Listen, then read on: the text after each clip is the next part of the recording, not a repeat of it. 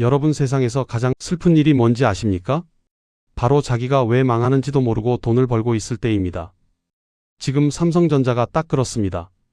여러분, 삼성전자가 작년에 벌어들인 그 어마어마한 실적 수치에 속지 마십시오. 주가가 10만 원을 돌파할 거라며 10만 전자를 외치던 수많은 투자자들이 이제는 4만 원대 지지선을 걱정해야 하는 처참한 현실, 이것은 단순한 주가 하락이 아닙니다. 대한민국 성장의 엔진이 서서히 꺼지고 있다는 가장 확실하고도 서늘한 증거입니다. 역설적이게도 삼성이 지금 무너지는 이유는 그들이 너무나도 완벽한 1등이었기 때문입니다. 삼성이 그동안 신봉해왔던 초격차, 효율 극대화, 대량 생산이라는 찬란한 성공의 방정식들이 이제는 삼성의 목을 죄는 밧줄이 되어 돌아왔습니다. 오늘 여러분은 단순히 삼성 주가가 오를까요? 라는 질문에 대한 답을 찾으러 오신 게 아닐 겁니다. 우리 삶과 무관한 사람이 거의 없는 이 거대 기업이 왜 AI라는 거대한 파도 앞에서 무력하게 비틀거리는지, 그리고 그 뒤에서 TSMC와 엔비디아가 어떤 잔인한 미소를 지으며 삼성의 영토를 잠식하고 있는지 그 섬뜩한 진실을 마주하게 될 겁니다. 이야기의 비극은 2019년으로 거슬러 올라갑니다. 당시 삼성전자의 한 회의실에서는 아주 치명적인 결정이 내려집니다. 바로 고대역폭 메모리인 HBM 개발팀을 사실상 해체하거나 축소하는 결정이었죠. 이유는 허망하게도 단순했습니다. 당장 돈이 안 된다는 거였어요. 당시엔 AI가 지금처럼 세상을 뒤흔들 거라고 누구도 확신하지 못했거든요. 삼성 특유의 효율지상주의가 미래를 통째로 잘라버린 역설적인 순간이었습니다. 그 사이 만년 2등이라 불리던 SK하이닉스는 묵묵히 그 길을 걸었습니다. 언젠가는 데이터가 폭발하는 시대가 올 것이라는 믿음 하나로 말이죠. 그리고 2023년 챗GPT가 세상을 강타했을 때 엔비디아가 가장 먼저 손을 내민 곳은 삼성이 아니라 하이닉스였습니다. 삼성이 뒤늦게 정신을 차리고 수조 원을 쏟아부었지만 이미 기술의 숙련도와 수율에서 하이닉스는 저 멀리 달아나 있었습니다. 이건 단순히 제품 하나를 놓친 게 아닙니다. 삼성전자의 자랑이었던 미래를 내다보는 눈이 가려졌다는 증거이며 관료화된 조직과 당장 분기 실적에만 급급한 경영진들이 삼성의 야성을 잠재워버린 결과입니다. 도대체 왜 삼성은 이런 초보적인 실수를 범했을까요? 지금 반도체 시장은 폰 노이만 구조의 종말을 고하고 있습니다. 이제는 머리인 CPU만 좋으면 되는 게 아니라 근육인 GPU와 그 근육에 에너지를 공급하는 혈관인 메모리가 훨씬 중요해졌습니다. AI는 엄청난 양의 데이터를 한꺼번에 처리해야 하거든요. 여기서 삼성의 비극이 심화됩니다. 삼성은 그동안 똑같은 램을 대량으로 찍어내서 돈을 벌었지만 AI 시대의 반도체는 철저한 맞춤형 레고 블록 같습니다. 엔비디아가 원하는 딱 그 모양의 블록을 만들어줘야 하는데 삼성은 이 맞춤형 서비스에 너무나 서툽니다. 수십 년간 우리가 만든 게 최고니까 그냥 사가라고 말하던 오만한 천재였으니까요. 반면 TSMC와 하이닉스는 고객의 가려운 곳을 긁어주는 서비스 마인드로 무장했습니다. 하드웨어의 성능보다 협업 능력이 중요해진 시대, 삼성의 독불장군식 문화는 이제 치명적인 독이 되고 있습니다. 고객사들은 이제 삼성을 단순한 파트너가 아니라 언제든 내 뒤통수를 칠 수 있는 거대한 잠재적 경쟁자로 보고 있습니다. 이 불신은 어디서부터 시작된 걸까요? 파운드리 시장에서 TSMC가 점유율 60%를 넘나드는 동안 삼성은 10%대에서 고전하는 진짜 이유는 무엇일까요? 기술력의 차이보다 더 무서운 건 바로 신뢰입니다. TSMC의 모토는 우리는 고객과 절대 경쟁하지 않는다입니다. 그들은 스마트폰도 가전제품도 만들지 않고 오로지 남의 설계도를 완벽하게 구워내기만 합니다. 하지만 삼성은 갤럭시 폰을 만들고 칩을 직접 설계합니다. 애플이나 엔비디아 입장에서 삼성에게 설계도를 맡기는 건 내 전술 비법을 경쟁사 코치에게 보여주는 것과 같습니다.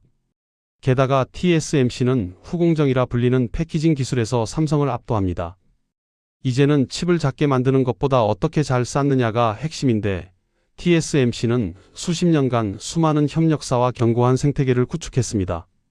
삼성이 아무리 돈을 쌓아 들고 와서 싸게 해주겠다고 해도 고객들이 떠나지 않는 이유는 그 생태계가 주는 대체 불가능한 안락함 때문입니다. TSMC는 이 신뢰라는 보이지 않는 벽을 쌓아 올렸고 그 벽은 이제 삼성전자가 아무리 수백 조를 쏟아부어도 넘을 수 없는 통곡의 벽이 되어버렸습니다. 여기에 엔비디아의 젠슨 황이 놓은 디지털 마약, 쿠다가 쐐기를 박습니다. 전 세계 모든 AI 개발자들은 대학생 때부터 이 쿠다라는 소프트웨어 위에서 코딩을 배웁니다. 이건 마치 전 세계가 영어만 쓰기로 약속한 것과 같습니다. 삼성이 아무리 좋은 종이와 펜을 가져와도 사람들이 이미 엔비디아어로 대화하고 있다면 삼성의 종이는 팔리지 않습니다.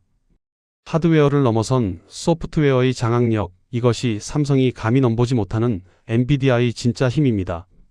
설계의 엔비디아, 생산의 TSMC, 메모리의 하이닉스가 한 몸처럼 움직이는 거대한 삼각 동맹 속에서 삼성은 철저히 고립되었습니다.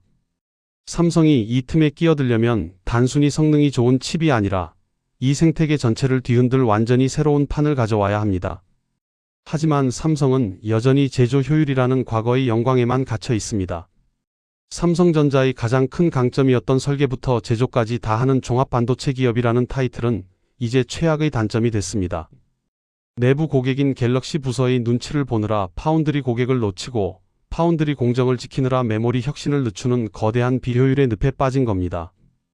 조직은 비대해졌고 각 부서 간의 이기주의는 극에 달했습니다.